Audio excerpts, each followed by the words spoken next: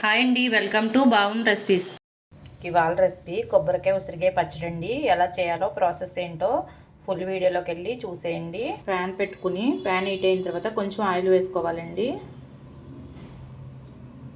Oil వేడైన తర్వాత ఆవాలు మెంతులు వేసుకోవాలి. అవి కొంచెం వేగిన తర్వాత ఎండుమిర్చి వేసుకోవాలండి. ఎండుమిర్చి కూడా ఇలా వేగాలి. వేగిన తర్వాత స్టవ్ ఆఫ్ చేసుకుని ఇవి పూర్తిగా చల్లారనివ్వాలండి. చల్లారిన తర్వాత మిక్సీ జార్లో వేసుకుని ఇవి మెత్తని పొడిలా చేసుకోవాలండి.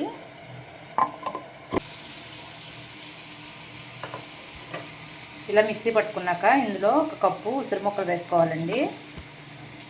మళ్ళీ ఒకసారి మిక్సీ పట్టుకోవాలి. ఇలా ఉసిరికాయ మిక్సీ పట్టుకున్న తర్వాత ఒక కప్పు కొబ్బరి ముక్కలు వేసుకోవాలండి. ఒక కప్పు ఉసిరికాయ ముక్కలకి ఒక కప్పు కొబ్బరి ముక్కలు వేసుకోవాలి. అలాగే రుచికి సరిపడా ఉప్పుని వేసుకోవాలి. 4 ఎల్లుల్లిపాయ రెబ్బలు, కొంచెం చింతపండు అండి. ఇవన్నీ కలిపి మళ్ళీ మిక్సీ పట్టుకోవాలి. ఇలా మెత్తగా అవ్వాలండి. ఇప్పుడు పోపు వేసుకుందాం. ఆయిల్ వేడైన తర్వాత శనగపప్పు, మినపప్పు, ఆవాలు, జీలకర్ర వేసుకోవాలండి. పోపు వేగిన తర్వాత కరివేపాకు, ఎండుమిర్చి కూడా వేసుకోవాలండి. కొంచెం ఇంగువ కూడా యాడ్ చేసుకోవాలి.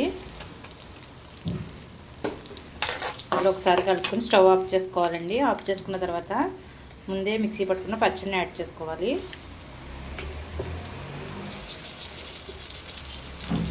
పచ్చడి యాడ్ చేసుకున్న తర్వాత ఒకసారి కలుపుకోవాలండి. రెడీ అయిపోయిందండి ఉసిరికాయ కొబ్బరి పచ్చడి. మీరు కూడా ఈ ప్రాసెస్లో ఒకసారి ట్రై చేయండి. చాలా అంటే చాలా టేస్టీగా ఉంటుంది.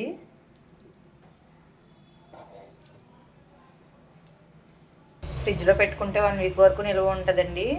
అదే బయట అయితే 1 డే 2 డేస్ వరకు ఉంటుంది. ఎందుకంటే కొబ్బరి వేయడం వల్ల త్వరగా పాడవుతుందండి. ఈ వీడియో కనుక నచ్చితే లైక్ చేయండి, షేర్ చేయండి. మరిన్ని రెసిపీస్ కోసం సబ్స్క్రైబ్ చేయండి.